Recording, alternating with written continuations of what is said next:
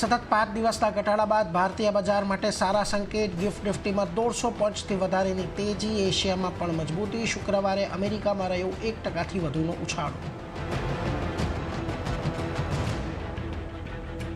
તમામ second hand EV ગાડીઓ પર જીએસટી 12%થી વધારી 18% કરવાનો નિર્ણય।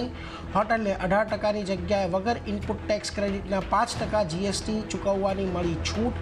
જીએસટી કાઉન્સિલે આપી મંજૂરી।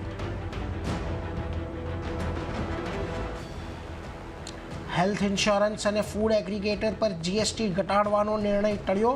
તમાકુ સહિત ઘણા પ્રોડક્ટ પર જીએસટી વધારવા પર નહીં થઈ ચર્ચા। કમિટીએ નહીં સોંપ્યા રિપોર્ટ્સ।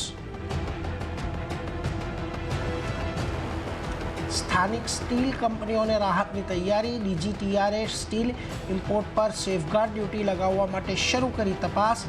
ઇન્ડિયન સ્ટીલ એસોસિએશને કરી હતી સેફગાર્ડ ડ્યુટી લગાવવાની માંગ। અને ઝોમેટોની આજથી સેન્સેક્સમાં થશે એન્ટ્રી। જેએસડબલ્યુ સ્ટીલ થયો બહાર। ત્યાં જ એમએનએમ, ઇન્ફોસિસ, આઈટીસી અને સન ફાર્માનું સેન્સેક્સમાં ઘટ્યું વેટેજ। સાથે જ એફટીએસીમાં ભારતી હેક્ઝાકોમ અને ગો ડિજિટની એન્ટ્રી।